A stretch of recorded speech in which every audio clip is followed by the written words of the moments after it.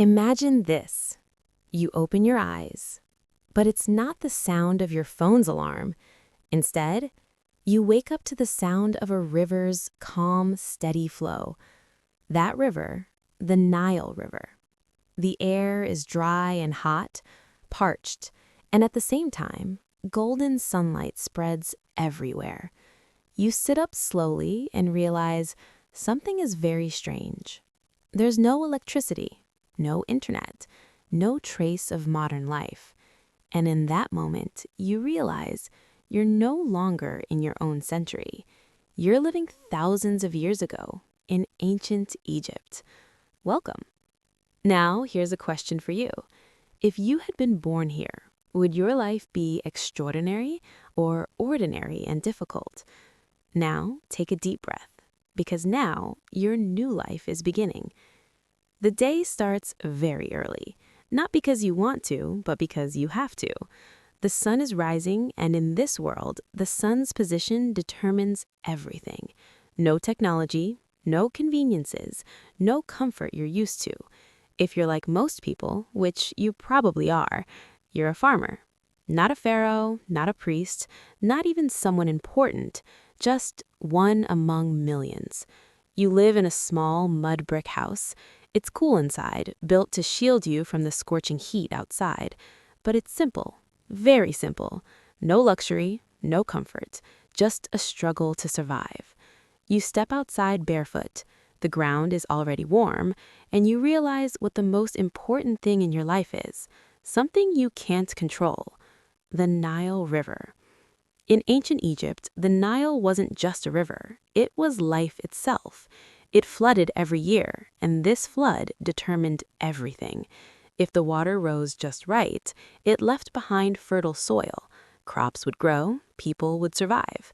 But if the flood was weak, famine would begin. If it was too strong, everything would be destroyed.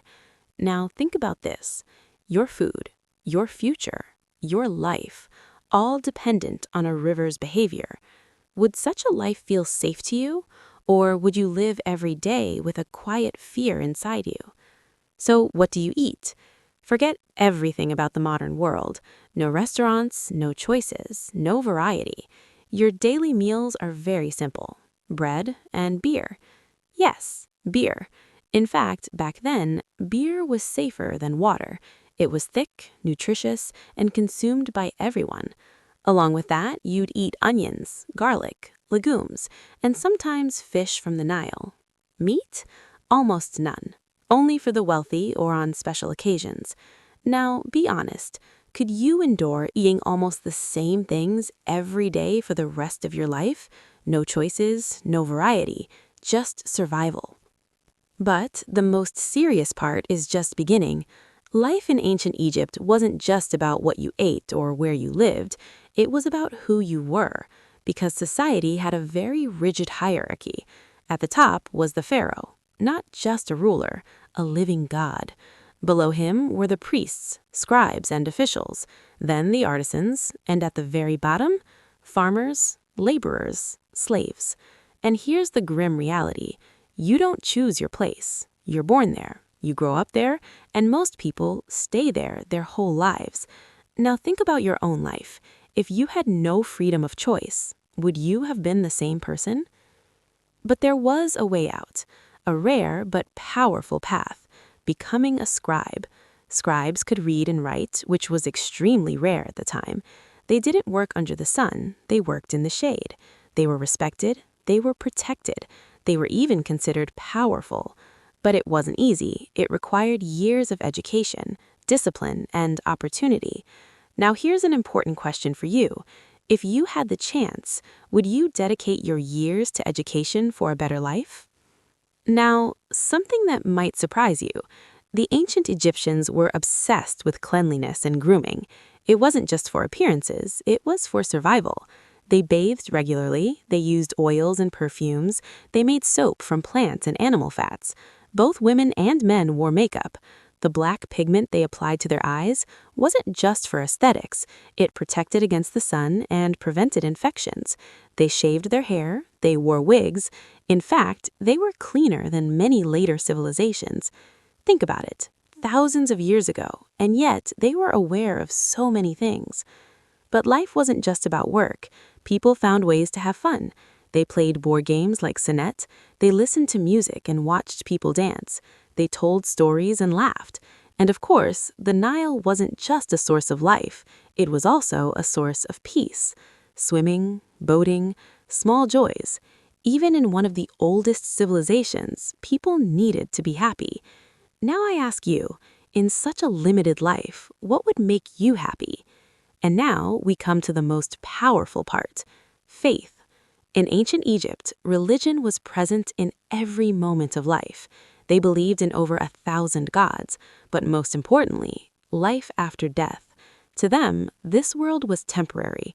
True life began after death. That's why mummification existed and why tombs were so important, because everything you did determined what would happen afterward. Now, think about this. Your food, your future, your life, all dependent on a river's behavior. Would such a life feel safe to you?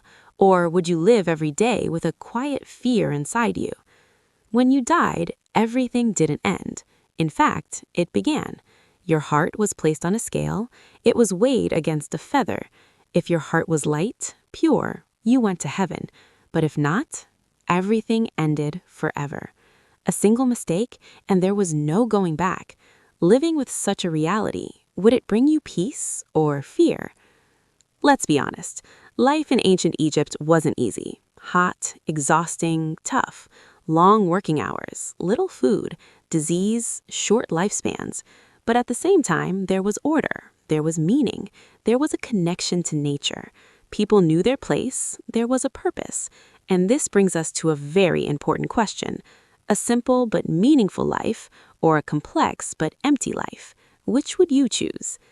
Now, let's go back to the beginning. You open your eyes, but this time, you're in your own bed, next to your phone.